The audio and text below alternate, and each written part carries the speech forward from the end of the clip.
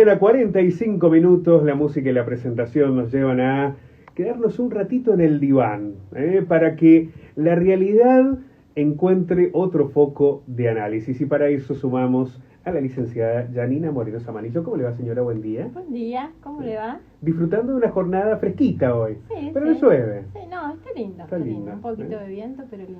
Bueno, nuestros invitados son siempre los veedores de las cuestiones climatológicas en la ciudad. Por eso también la sumamos a la titular del Observatorio de Derechos Humanos de la Universidad y de la agrupación Arrugas Más y Arrugas Menos, que es más horizontal. Yo no sé si hay una titularidad allí con Rosa Catana. ¿Cómo le va, señora? Buen día. Buen día, ¿qué tal? Así se mandan todas. En Arrugas Más, Arrugas Menos, Sí. Todas tienen la voz de mando. Así es.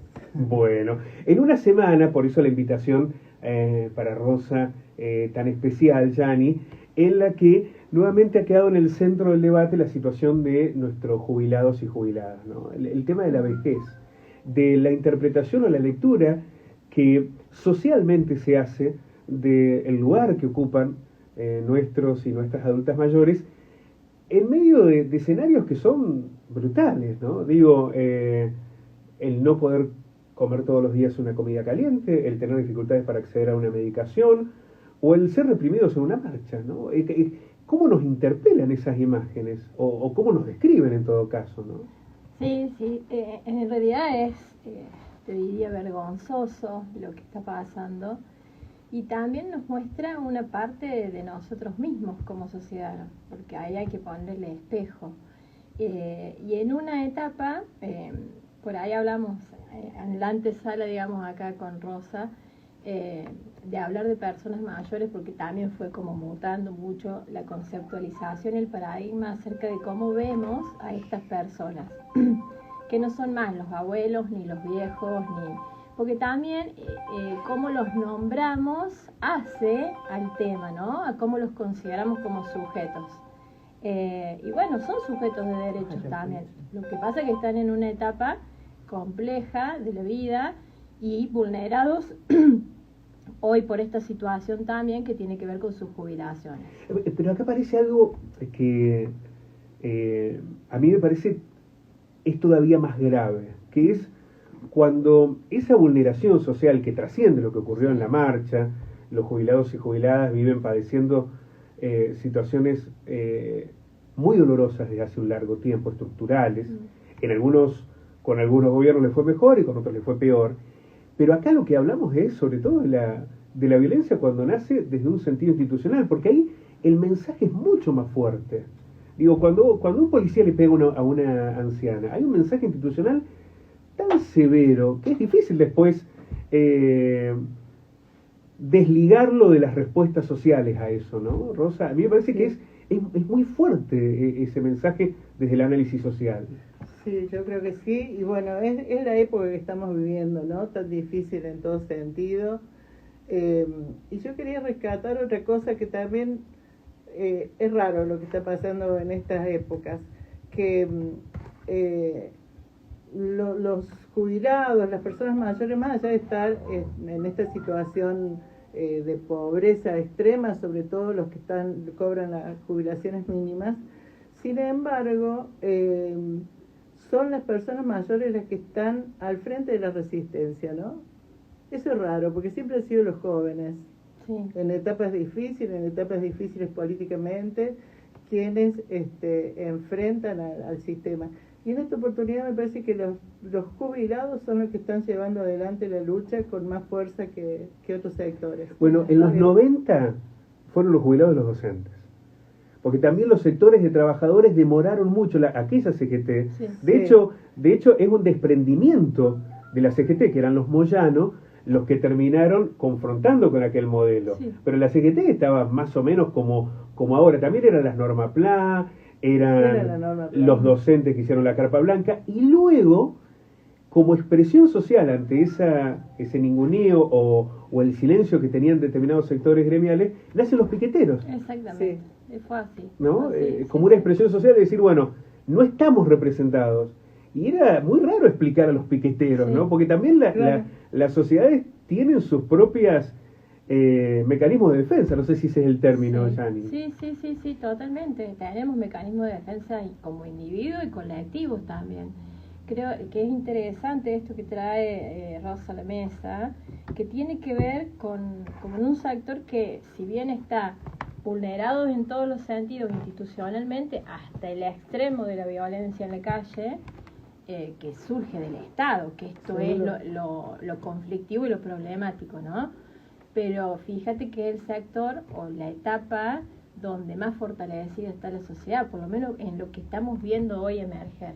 Yo creo que eso tiene mucho que ver con los valores, tiene mucho que ver con una generación. Con una generación que somos no caducó. Los jubilados de hoy somos los militantes de los 70. Exacto. Que no caducó, que no negoció valores, que se quedó fiel a las convicciones y que defiende como en la fibra la institucionalidad, que es lo que hoy está fallando. Me parece que va por ahí, pero verle ver a los agentes policiales pegarle a una persona mayor es como ver pegarle a un niño. Porque estamos como en las puntas, ¿no? La primera etapa de la vida y en esta... Es muy buena esa definición para interpelarlo, ¿no? Sí, claro. Ahí es donde pongo yo la vulnerabilidad de la persona. A ver, te estás yendo contra una persona que hasta le cuesta tener movilidad. Que le pega fuerte y la que te amenaza, te está amenazando al frente, haciendo un reclamo que es justo, que es digno, que es histórico. Me parece que ya es un abuso de poder, un abuso de violencia institucional. O sea, ya pasamos como todo de las líneas. Ahora, también hay una respuesta social a esa violencia institucional, ¿no? Decimos, hay un policía que golpea a una mujer de 87 años, le provoca un golpe en la cabeza y le hace caer, ¿no? Y le provoca un desmayo. Ahora, cuando uno ve las reacciones, que no pensar en la gente, esa totalidad que es absurda, porque la gente es un colectivo que en sí mismo no existe, sino... pero hay sectores que a lo mejor son los que sostienen también el discurso del propio gobierno, que hablan de, bueno, ¿qué hacía esa mujer ahí? O esa mujer lo insultó al policía, sin medir el rol que cada uno ocupa en esa situación. Esto también nos habla de una construcción de sentido que nos exige mucho, ¿no? Hay algunas batallas culturales que se han perdido, naturalmente. Sí. Yo creo que nadie permanece indiferente ante estos hechos, ¿no? Algunos para bien, otros no.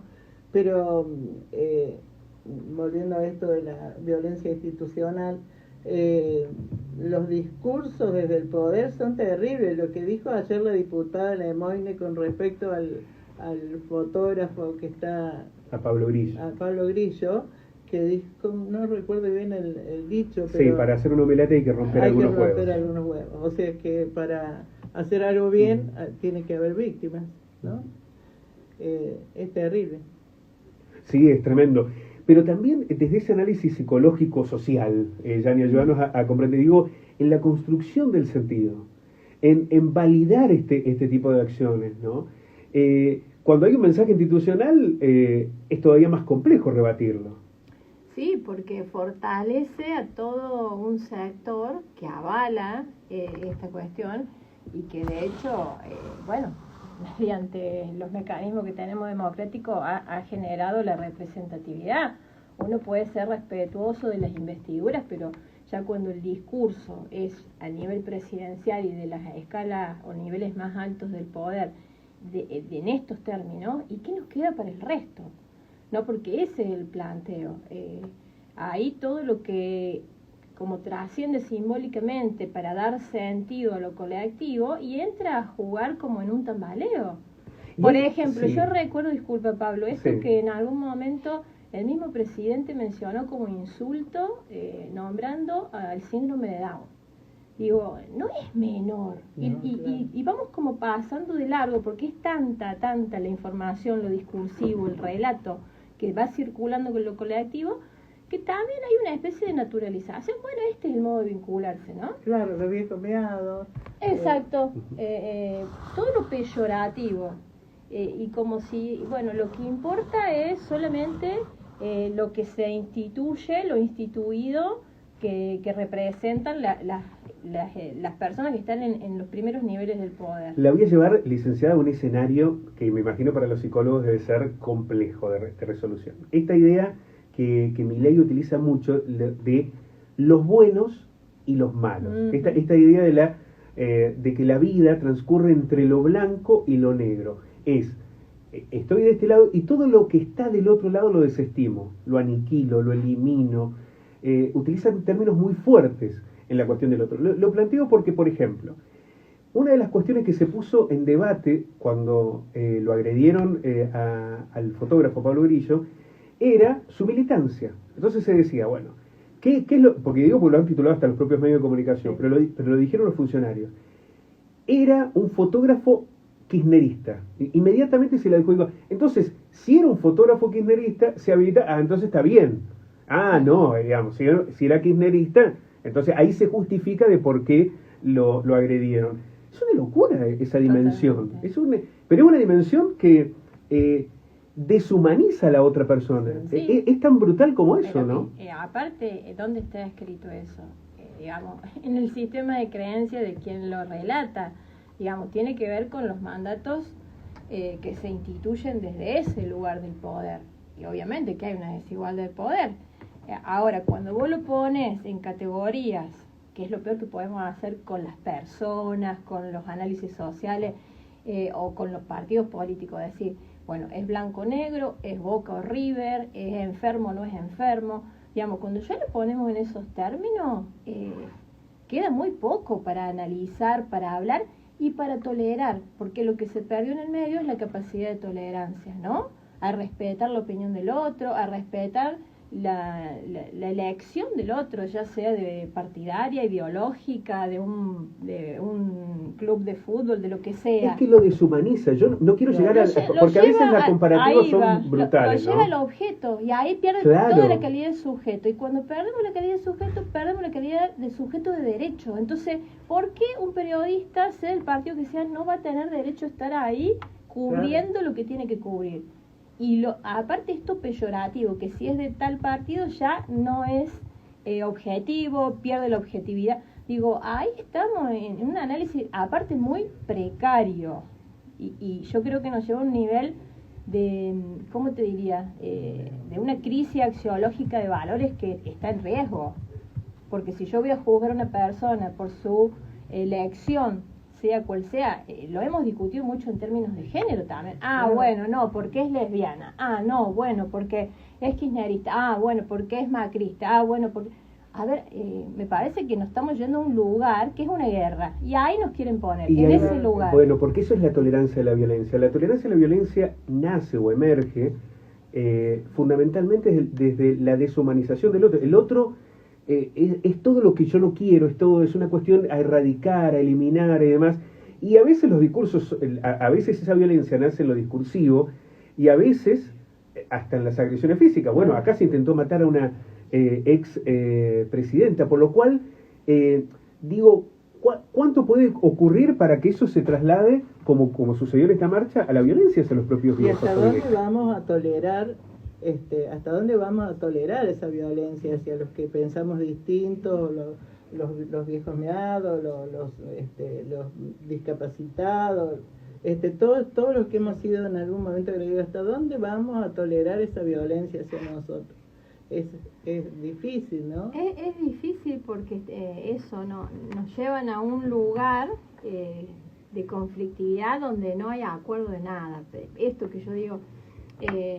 el colectivo tiene que tener consenso y disenso y respetarse ahí. Entonces, nos hace entrar en la lógica de elimino no solamente el discurso que yo no tolero, sino también si lo puedo eliminar físicamente, ya lo elimino. O sea, en el extremo del extremo. ¿Sí?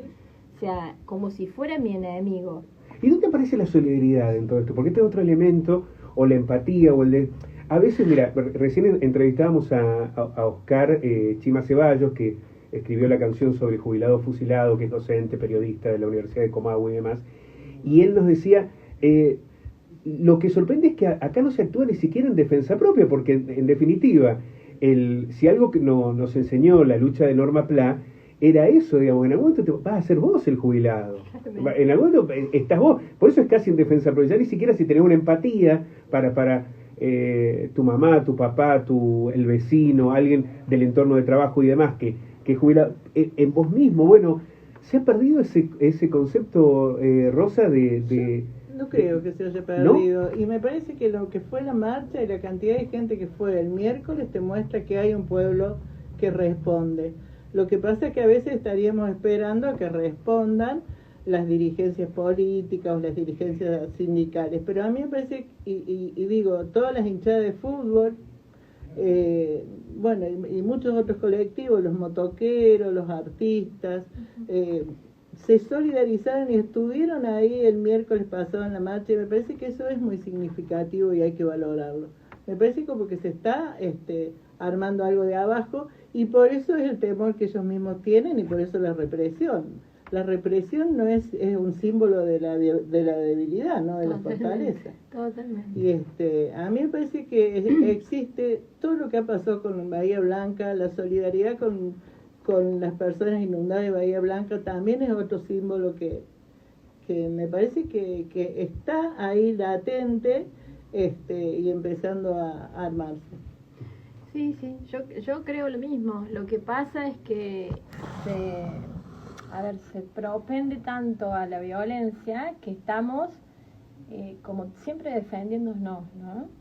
Y hay que ver en qué etapa de la vida está cada uno, porque no es lo mismo estar en la etapa de una persona mayor o de un niño, como lo decía recién, que estás en una etapa más de indefensión. No es que no te puedes defender, pero no es lo mismo que cuando tenés otra edad. Y también que salgan otras fuerzas a acompañar esto, está bueno. Claro. Yo creo que cuando se aplaca un poco la violencia, sale lo bueno de la humanidad, del colectivo, del individuo mismo que dice: yo quiero ayudar, yo quiero colaborar, sí. ¿Dónde hay que llevar ropa? ¿Dónde? Por ejemplo, por esto que pasó en Bahía Blanca. Movilizarte, bueno. Lo que pasa es que está el temor latente, ¿no? Yo no sé si voy o no voy a Plaza de Mayo, porque no sé si...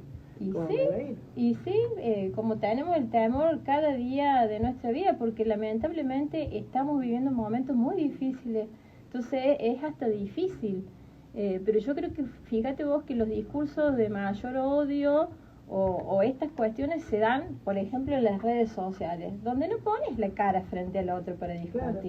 Se perdió eso, porque ni siquiera toleramos tener frente al que pensamos distinto. Decir, bueno, porque sería otro plano de discusión. Claro. Digamos, nadie se animaría a insultar o actuar de manera tan violenta si la interpelación fuera el cara a cara. Las redes han potenciado esta idea del bueno y el malo, ¿no? Este plano discursivo. Sí. A lo mejor también por eso se sienten tan cómodos algunos dirigentes políticos en las redes sociales, porque es un plano donde... les habilita a ese discurso, ¿no? Sí, es el no hacerse cargo, me parece, porque fíjate que hoy la dirigencia política se maneja más por Twitter, que es una ametralladora, digo yo, sí. Y más para el que no puede controlar sus emociones, sale todo lo impulsivo. Entonces yo me enojo en esto que bien decía Rosa, o sea, cuando sale la violencia y la represión, pues yo en realidad tengo miedo, es una debilidad mía, ¿me entiendes? En cualquier sujeto, en cualquier ser humano. Y sale esa ametralladora en el relato de escupir violencia todo el tiempo, ¿no? Y bueno, y hoy se usa en la dirigencia política, creo que es una de las redes más usadas por la dirigencia. Sí, a veces más porteña Twitter, pero... Sí, eso no lo uso, así que... Sí, me parece que eso somos más de pero sí, evidentemente... Facebook todavía. Ahora, también, Rosa, más allá de lo que ha ocurrido con la marcha y demás, hay una mirada que desde esta revalorización, a veces demasiado, de la imagen, de la belleza, de lo joven, de lo exitoso, de desestimar a la vejez, de mirarla como de reojo, de no focalizarla en sus derechos. Sí, claro. ¿Estamos atravesando también socialmente ese proceso? Lo que pasa es que el término es viejismo, ¿no? El viejismo como discriminación por edad, ese es el término que se usa. Y el viejismo hace estragos entre las personas mayores, y es un tema que recién ahora se está empezando a sacar a luz. Es del mismo nivel que el sexismo, que el machismo, que la xenofobia. Sin embargo, hay como más debate, está más visibilizado. El viejismo no está muy invisibilizado. Pero bueno, se está trabajando, en ese tema. Me parece que desde muchos lugares la Organización de las Naciones Unidas declaró la década entre el 2020 y 2030 como la década del envejecimiento saludable. Así que a nivel de los países, de los gobiernos, se está trabajando, el nuestro no, porque nos trata de viejos miados, pero describamos el viejismo. ¿Qué es el viejismo? Es la discriminación por edad. La discriminación por edad. Prejuicios y discriminación por edad. En muchos aspectos muy invisibilizado, hasta lo que decía recién Janina, hasta en la forma de nombrarnos a las personas mayores. Y en los medios de comunicación, por ejemplo, es común que hablen de los abuelos. Claro, y no todos son abuelos ni todos son abuelos. No tiene nada que ver. Ayer me retó Cari, me dijo, no vas a decir abuelos. Me advirtió eso. Muy bien, sí. Cari lo aprendió. Sí. Digo, es una forma de subestimar toda la potencialidad que se puede tener a una edad. La vejez es la etapa más diversa de la vida y además va aumentando la esperanza de vida, por lo tanto vamos siendo cada vez más las personas mayores. Y bueno, eso genera un problema para los gobiernos, para los países, porque no están preparados para esta cantidad de viejos que actualmente somos y que va a haber dentro de algunos años. Ahora, en esta descripción que hace Rosa, Yanni, también no todos tienen las mismas herramientas, ni todas, ¿no? De poder confrontar ese prejuicio, esa estigmatización, ese abandono y esa violencia. Sí. Y como todo, como pasa con las mujeres, como pasa con las diversidades, no todos tienen las mismas posibilidades de enfrentarlos. Por eso es importante, por ejemplo, desde la comunicación, desde el periodismo, desde distintos sectores, poder estar analizando y trabajando en esos aspectos. Sí, llegar fortalecidos sobre todo, ¿no? En este mundo que se pone cada vez más complejo y llegar fortalecido uno en su mundo interno. Porque esto que decía al principio Pablo, todas las personas llegamos a ese momento, si es que llegamos, porque llegamos, a veces no llegamos. Tenemos suerte y llegamos. Pero digo, hay también un sentimiento como de omnipotencia de cuando somos jóvenes, de que nunca vamos a llegar ahí, o pasa lo mismo con la discapacidad, creyendo que si no nacimos con una discapacidad nunca la vamos a tener. Claro. Y todos podemos tener una discapacidad, estar en una situación de esa. Entonces, también tiene que ver con esto de la empatía y de ver cómo hacemos para gestionar colectivamente herramientas para que no llegue ese momento de la vida y muchos de las personas mayores están hoy solos, hay una desolación muy grande porque no se esperaba esto que vos decís, creció la expectativa de vida y hoy una persona de 60 años es súper joven. Y bueno, los países no han podido resolver políticas públicas para esto. Accesibilidad, digamos, un montón de cuestiones que tienen que ver con contemplar esto. Y cuestiones que contemplen las capacidades de las personas de esta edad, porque la vejez, o las vejeces, se habla de las vejeces porque hay muchas maneras de vivir la vejez, y la vejez está definida en esta región del mundo como la etapa que empieza a los 60 años, ¿no? Así lo establece la Convención Interamericana de Derechos Humanos de Personas Mayores. Entonces, la vejez es una etapa muy estigmatizada, se la ve como el fin de la vida, es todo lo feo, ¿no? Todo lo que nadie quiere llegar a ser viejo. Y sin embargo, la vejez, dentro de toda esa diversidad que decíamos que puede haber, hay potencialidades, hay capacidades, hay un montón de cosas que han hecho que se generan también con la experiencia, que bueno, que se desestiman, ¿no? Y que se potencian porque uno quizás también tiene más tiempo, porque la vida laboral pasa a ser más tranquila, digamos, algunos prosiguen en la vida laboral. Y también la sexualidad, que no hablamos de la sexualidad de las personas mayores. Totalmente. Como si muriera esa etapa, ¿no? Sí. A veces, sobre todo en las mujeres mayores. Sí. Porque los hombres por ahí está más naturalizado, que siguen teniendo una vida sexual a través de en la vejez.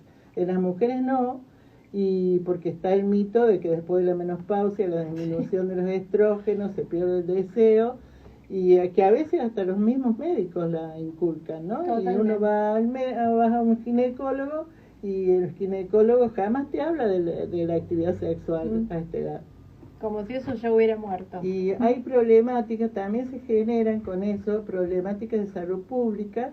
Hay estadísticas que muestran que aumentan las enfermedades de transmisión sexual en la vejez, y nadie se hace cargo ni de la educación sexual en la vejez, ni de la prevención. Exactamente. Entonces, lo que dicen quienes estudian estos temas, estas estadísticas, que que falta eso, educación sexual y prevención.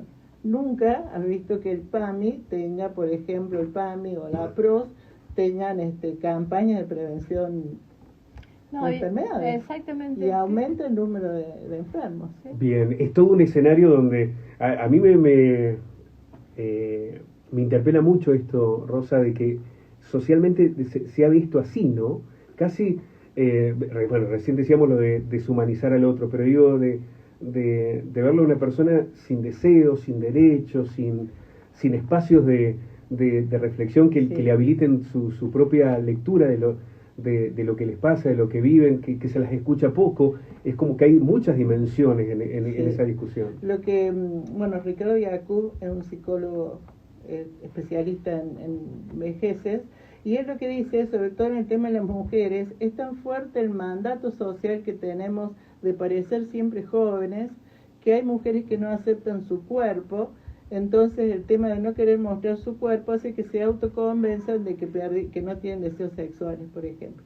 Él dice que esa es una de las causas, y la otra de las causas es que en las mujeres, como las mujeres tenemos mayor esperanza de vida que los hombres, hay más viudas que viudos, y hemos crecido con la idea del amor para toda la vida.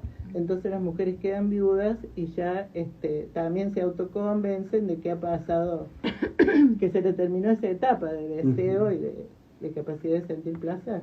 Bueno, desde tantos escenarios y desde tantos lugares hemos puesto en debate la situación de la vejez, de los adultos y de las adultas mayores, que a partir de estos hechos que han ocurrido durante la semana, fundamentalmente la marcha en defensa de sus derechos y de todo lo que ha ocurrido con la presencia del Estado y con el accionar del Estado, pero nos habilita a recuperar en otras oportunidades, Rosa, y aquí queda abierta naturalmente la invitación.